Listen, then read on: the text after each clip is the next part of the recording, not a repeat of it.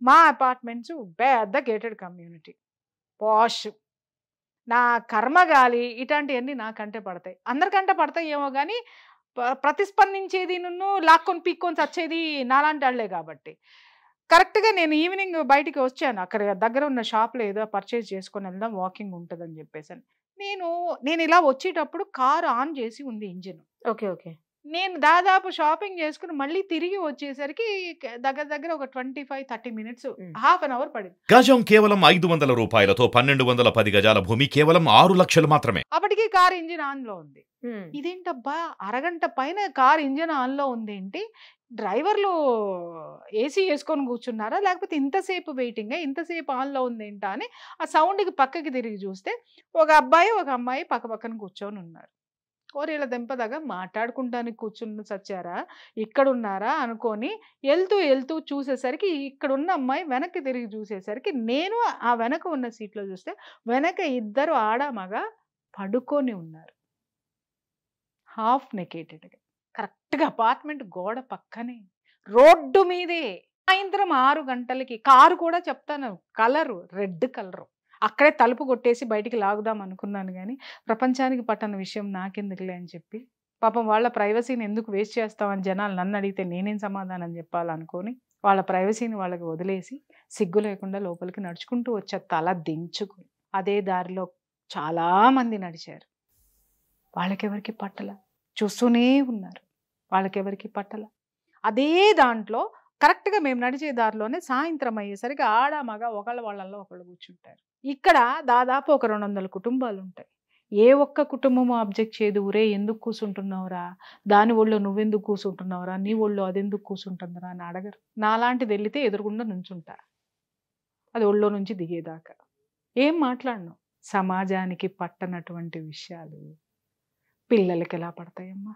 నీతి సమాజం నీలో లేనప్పుడు సమాజంలోకి ఎలా వస్తుంది, సమాజంలో లేనప్పుడు కుటుంబంలోకి ఎలా వస్తుంది, కుటుంబంలో లేనప్పుడు పిల్లలకి ఎలా వస్తుంది? కాబట్టి చెడగొడుతున్నది మనమే, దీనికి కారణం పెద్దలం మనమే.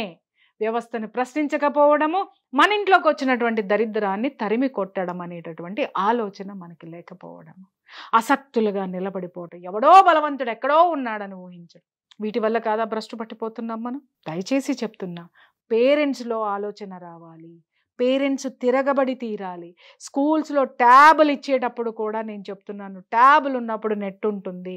ఇంకొక విషయం కూడా నేను చెప్తున్నాను, మా ఇంట్లో అలాంటివి ఏమి లేకుండా చేసామన్నారు. ఒరే పిచ్చ పేరెంట్స్, పిచ్చ టీచర్లు, వీళ్ళందరికీ చెప్తున్నాను, పిల్లలు మనకంటే 100 రెట్లు అడ్వాన్స్డ్గా ఉన్నారు.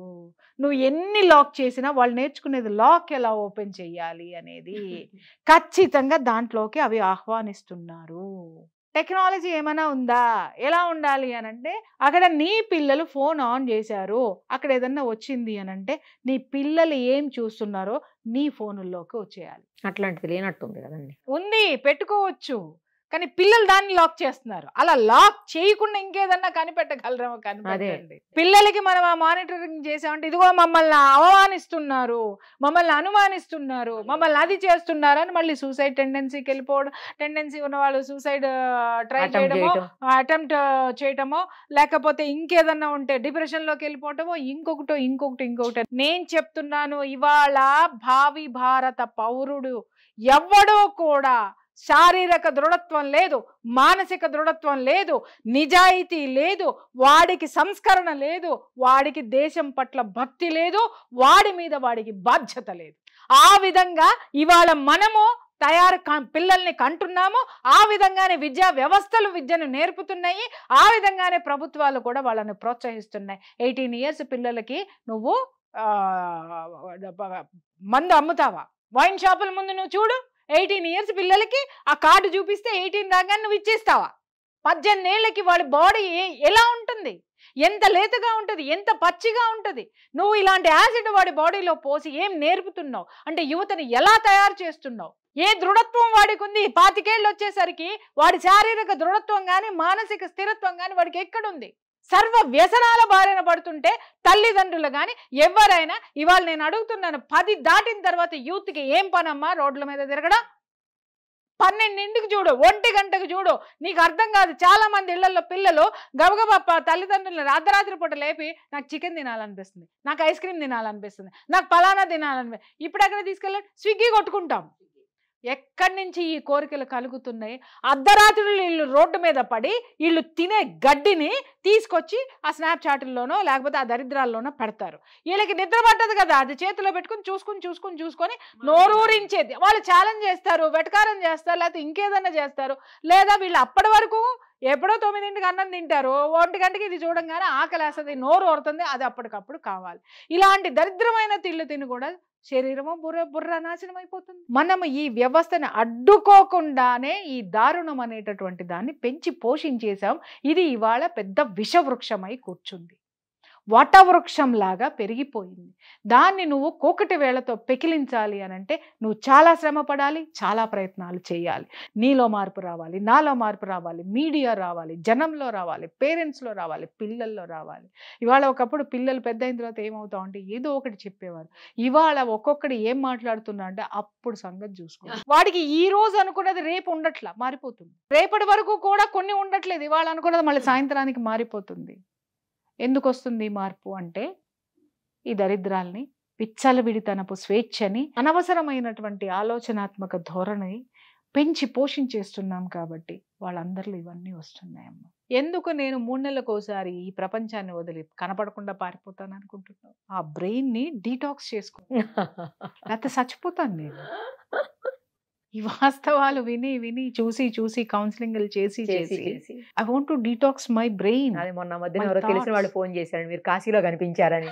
ఊరుకోండి, ఆవిడ ఎందుకు కాశీలో కనపడతారన్నా నేను. ఇప్పుడు అర్థమైంది. ఇప్పుడు కాశీ కాదు, ఇంకా చాలా వెళ్తా, చాలా. అవునా? దూరంగా, ఎందుకంటే అక్కడికి ఇలాంటివన్నీ రావు. అక్కడ చక్కగా కాశీలో మణికర్ణిక ఘాట్లో కూర్చుని ఆ కాష్టాలు కాలుతున్న శవాలను చూస్తుంటే జీవితం యొక్క సత్యం అర్థమవుతా ఉంటుందన్నమాట. ఒరే మనం ఏం చేస్తున్నాం, చివరికి కాలేదు అక్కడే కదా, జీవితం ఏముంది. కానీ ఆ శరీరం కాలే లోపు మనం ఏం చేశాము, ఏం చెయ్యాలి, ఈ విశ్వం మనకిచ్చినటువంటి ఈ జీవితానికి అర్థం ఏంటి అనేది తెలుసుకోవడానికి అక్కడ కనీసము ఈ వికారాలన్నీ ఏవైతే ఉన్నాయో వీళ్ళందరినీ తీసుకెళ్ళి ఆడ బారేస్తే అప్పుడు అక్కడి నుంచి వచ్చేటటువంటి ఆ వికారమైనటువంటి ఆ దృశ్యాలను చూస్తే కడుపులో తిప్పేసి జీవిత సత్యం బోధపడుతుంది. అరే ఉన్న ఈ చిన్న జీవితాన్ని చాలా మోరల్గా కాపాడుకుందాంరా, హాయిగా బ్రతుకుదాంరా, ప్రశాంతంగా ఉందాంరా అని అనిపిస్తుంది. థ్యాంక్ యూ అండి, thank you so much. Thank you.